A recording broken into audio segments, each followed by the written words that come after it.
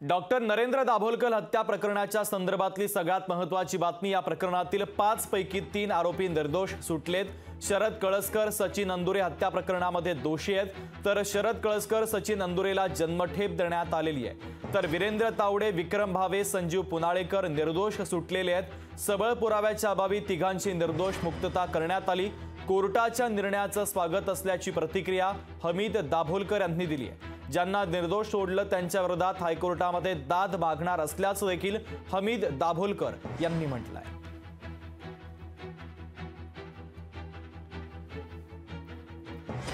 दरम्यान या संदर्भातला अधिकचा तपशील आपण ग्राफिक्सच्या माध्यमातून पाहूया। शरद कळसकर हा दोषी ठरलेला आहे, त्याला जन्मठेपेची शिक्षा। तर सचिन अंदुरे हा देखील हत्या प्रकरणात दोषी ठरला, त्याला जन्मठेपेची शिक्षा। संजीव पुनाळेकर निर्दोष सुटका करण्यात आली, तर विक्रम भावेची देखील निर्दोष सुटका करण्यात आली, तर वीरेंद्र तावडेची देखील निर्दोष सुटका करण्यात आली। या 3 आरोपींची सबळ पुराव्याच्या अभावी आता निर्दोष सुटका करण्यात आली। 20 ऑगस्ट 2013ला पुण्यात डॉक्टर नरेंद्र दाभोलकरांची हत्या झाली। पुणे पोलिसांकडून चौकशीला त्यानंतर लगेचच सुरुवात झाली। मे 2014 मध्ये पुणे पोलिसांकडून सीबीआयकडे तपासाची सूत्र सोपवण्यात आली। जून 2016 मध्ये सीबीआयकडून पहिला आरोपी वीरेंद्र तावडेला पनवेलमधून अटक करण्यात आली। सप्टेंबर 2016 मध्ये वीरेंद्र तावडेवर हत्या आणि हत्येचं षडयंत्र रचल्याप्रकरणी आरोपपत्र दाखल करण्यात आलं। मे 2019 मध्ये संजीव पुनाळेकर आणि विक्रम भावेला सीबीआयकडून अटक करण्यात आली। सप्टेंबर 2019 मध्ये सनातन संस्थेशी संबंधित सारंग अकोलेकर आणि विनय पवारची देखील चौकशी करण्यात आली।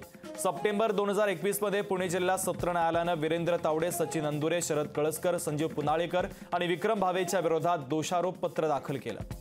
2021 मध्ये सीबीआयने अटक केलेल्या आरोपींच्या विरोधात खटला सुरू केला। 10 मे 2024ला हत्या प्रकरणात 5 पैकी 2 आरोपींना जन्मठेप तर 3 जणांची निर्दोष सुटका करण्यात आली। या गुन्ह्याबद्दल इतके वर्ष न्यायालयाकडे जावं लागतं। सेशन्स न्यायालयात चालू आहे केस, हायकोर्टामध्ये आमची पिटिशन चालू आहे। मला असं वाटतं की या सगळ्या स्तरांवर लढावं लागणं ही खेदाची बाब आहे, परंतु समाधानाची बाब ही आहे की किमान 2 गुन्हेगारांना शिक्षा जाहीर झालेली आहे। कोर्टाचा निकाल द्यायचा, इतकी वर्ष लावली, यावेळेस आम्ही अस्वस्थ होतो, पण ठीक आहे, निदान काहीतरी निकाल त्यांनी दिला, त्याच्यात काही लोकांना त्यांनी शिक्षा झाली असं तुम्ही म्हणता। दोघांना दोषी धरलं, जन्मठेप दिली।